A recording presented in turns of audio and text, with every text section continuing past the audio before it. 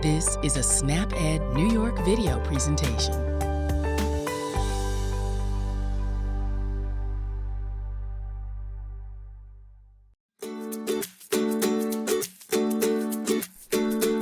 Hello everyone, my name is Wendy Beckman and I'm a registered dietitian with the New York State Office for the Aging and SnapEd New York.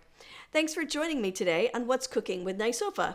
Today I'm going to be making minestrone soup.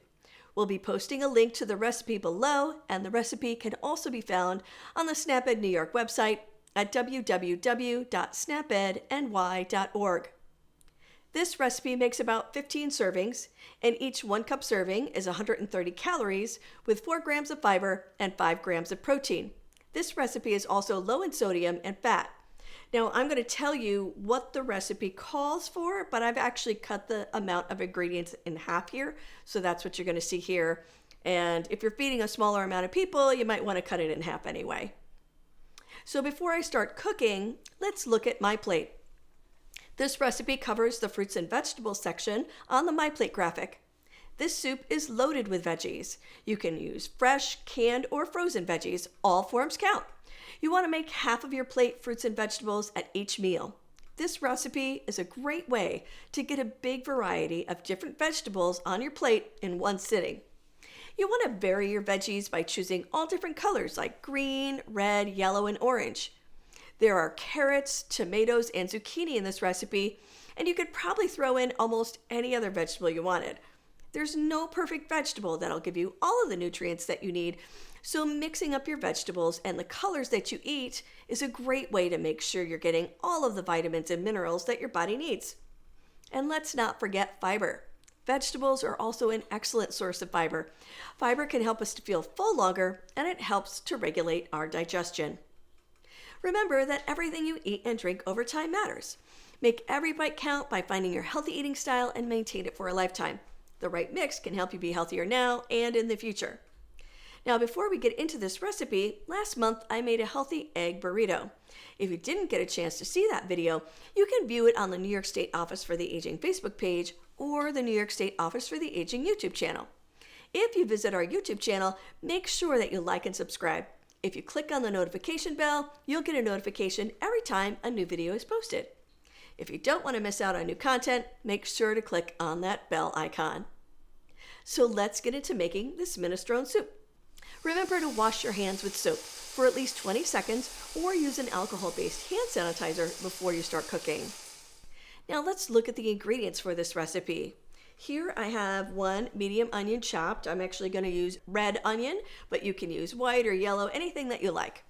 I have a stalk of celery diced, and I have 1 carrot diced. Now I was going to use frozen carrots for this recipe, but I realized I had some carrots in the refrigerator that needed to be used, so I ended up using the fresh ones. Here I have 2 tablespoons of oil. I'm using just regular old vegetable oil. I have a potato that's been chopped up. If you want to, you can peel yours. I left the peel on mine. I have a 15-ounce can of chopped tomatoes, which is right here. And you can look for low sodium varieties to cut down the amount of sodium that's in the recipe. I have 3.5 cups of vegetable or beef broth. This is beef broth, but you can use vegetable if you want to. And look for the low sodium varieties in your store. Here I have 1 15-ounce can of kidney beans drained and rinsed. Now, kidney beans are also vegetable. They're a great source of protein and they're a great source of fiber. I also have 1 teaspoon of dried basil. You can add more or less that you like. I have a half or about 1 cup of cooked macaroni. Now, the recipe calls for uncooked macaroni because it has you add the macaroni at the end of the cooking process. But in the interest of time, I actually cooked my macaroni ahead of time. If you want to increase the amount of fiber in this recipe, then you can look for whole wheat varieties of macaroni. You can use elbow macaroni. I'm actually using whole wheat rotini. You're going to need 2 small zucchinis sliced. I have a zucchini right here, and I'm going to cut that up in just a minute. And last, I have a half a teaspoon of salt and a quarter teaspoon of pepper, and those things are right here. You can also add whatever other seasonings that you like. I'm actually going to add some garlic powder. You could use onion powder if you don't want to use the chopped up onions. You can add whatever you like. Now, the first thing that we're going to do is add the oil to the pan, and then we're going to add the onion, the celery, and the carrot. This is a 5-quart saucepan, and I've been heating this up for a few minutes. You're going to want to cook those vegetables for a few minutes and stir them frequently. Now, we're going to add the oil to the pan first so that we can brown those vegetables a little bit or get them cooked a little bit. We're going to add the onion. You want to cook the onion until it's gotten softened, but not too browned. I actually made that mistake, but you can avoid that by paying attention to what you've got on the stove there. So let's add the onion. We're going to add the celery next. Then we're going to add the carrots. And we just want to soften these vegetables up a little bit, just so that when we add the other ingredients, those have got sort of a head start with the cooking process. Now, after we let these cook for just a little bit,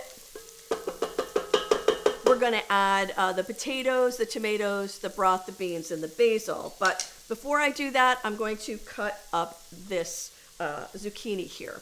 So first we're going to cut the ends off, because the zucchini and the pasta get added right at the end. So let's do that. We're going to cut off the ends, and I'm going to throw those away. And then the way that I like to cut the zucchini is to slice it lengthways right down the middle and then chop it into sort of half rounds. So let me do that. I am going to start in the back here and just slice it right down the middle. Make sure you keep your fingers out of the way. And then I can take these flat ends and place them right down on the cutting board, and then there's less rolling around. So let's cut these maybe about a quarter or a half an inch thick.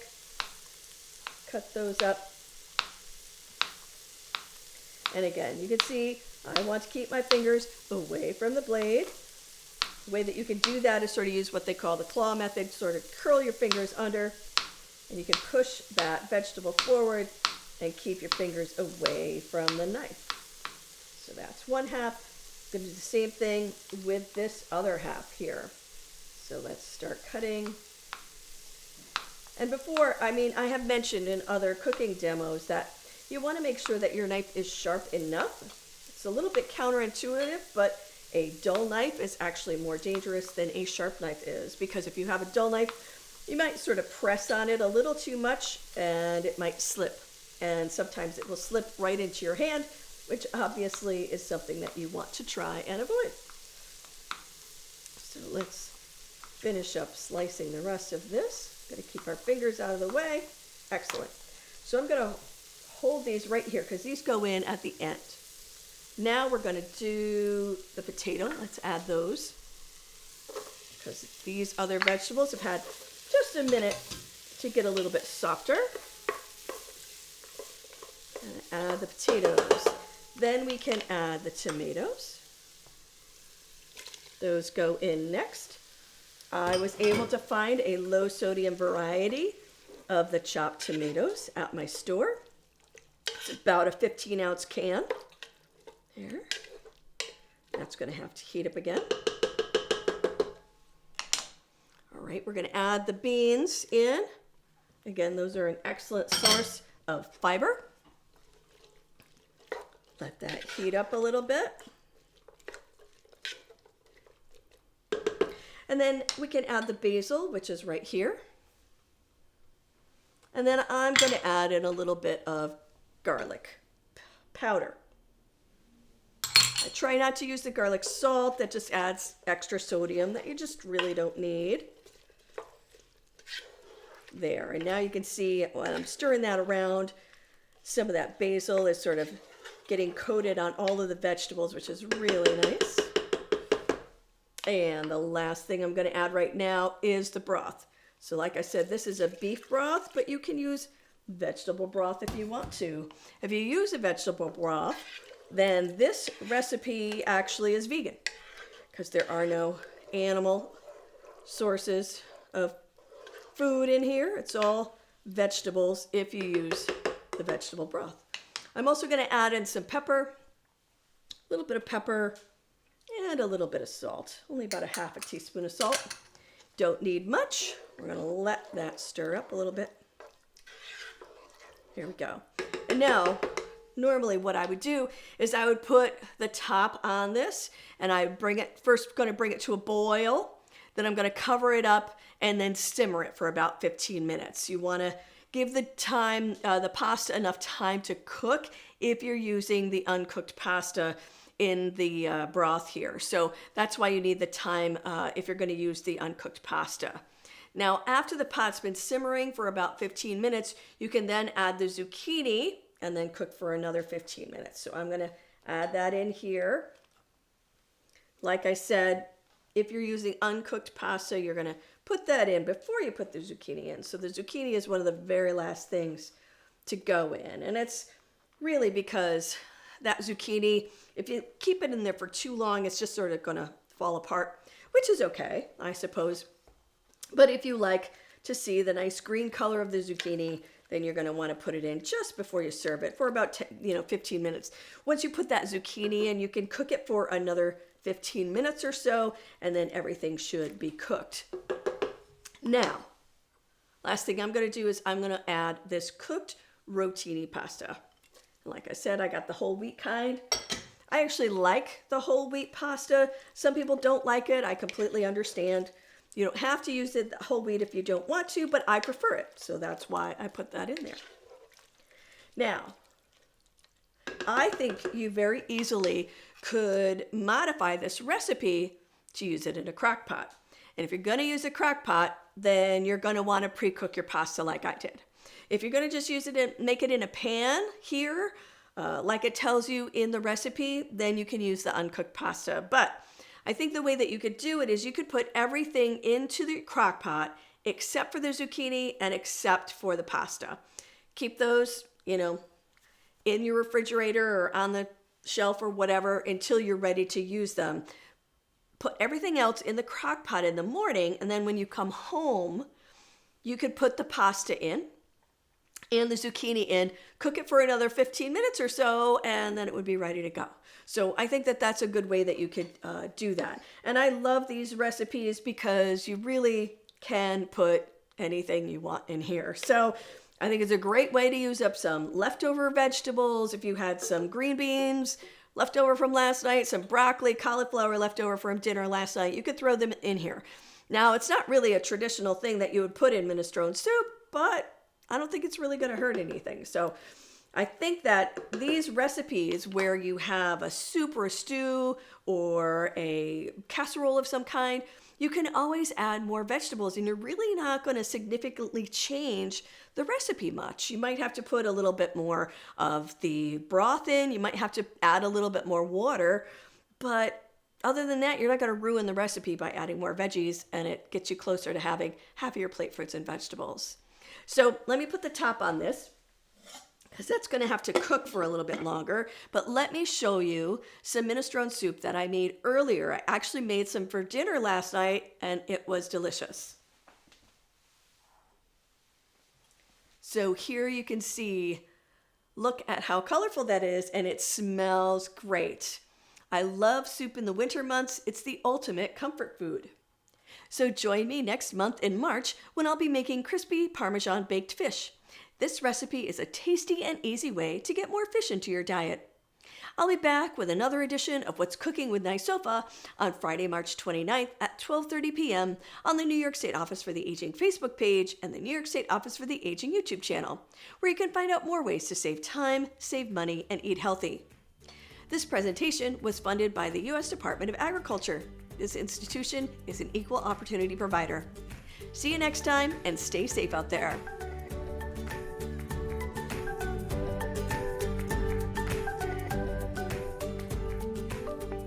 Thank you for joining us today. We know the healthy choice isn't always the easiest choice, but small changes can make a big difference. Start today by getting involved with SNAP Ed New York. This program is free for those who qualify or receive SNAP benefits. We want to help you save time, save money, and eat healthy. Learn how SNAP Ed can make a difference in your life. For more information and to find your local program, visit snapedny.org. This material is funded by USDA's Supplemental Nutrition Assistance Program. SNAP. This institution is an equal opportunity provider.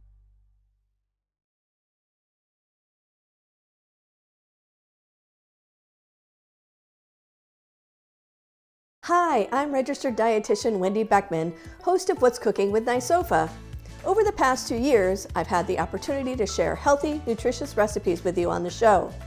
I work for the New York State Office for the Aging, and thanks to a partnership with SNAP Ed New York, our nutrition team reaches hundreds of thousands of older New Yorkers each year. So why a cooking program? 60% of health costs and related issues have nothing to do with health, but instead have to do with individual behaviors like our food choices and physical activity. The recipes we feature are nutritionally appropriate for older adults, meeting critical nutrition requirements for healthy aging. What I bet you don't know is that this show is only part of a larger effort. To help me explain what our nutrition team at the New York State Office for the Aging does and what a registered dietitian is, here is registered dietitian Lisbeth Irish. A registered dietitian is a professional who has training and education in food and nutrition. To become an RD, you must complete certain requirements, including a minimum of a bachelor's degree from an institution that's accredited by the Academy of Nutrition and Dietetics. You must also pass a national examination and meet continuing education requirements. What does that mean? As RDs, we are qualified to offer accurate advice about nutrition, and we can help answer your questions about how diet can affect your health. At NYSOFA, the registered dietitians handle many tasks. This includes hosting 2 online programs aimed at helping older New Yorkers make better nutrition choices. These programs are What's Cooking with NYSOFA, which is our monthly cooking demonstration, and a Facebook Live program that I host called Ask the Experts, Nutrition Edition. In the months ahead, be on your lookout for it. We'll be sharing your questions and our experts' answers about nutrition and health. New episodes of Ask the Experts Nutrition Edition debut the second Friday of each month on Facebook and YouTube. As Lisbeth explained, registered dietitians at NYSOFA handle many tasks, including food safety at congregate meal sites, educational materials, and outreach. In the meantime, please don't miss an episode of either show produced by our team, What's Cooking with NYSOFA and Ask the Experts Nutrition Edition. Every episode is uploaded to YouTube, and you'll find the archive shows there. Do you have a question about foods? Or do you have a particular health issue that you'd like to improve by changing your diet? Tune in to Ask the Experts Nutrition Edition every second Friday at 1 p.m. We'd love to hear from you. Remember, registered dietitians are the experts in nutrition. Visit for more sound advice about eating healthy on a budget.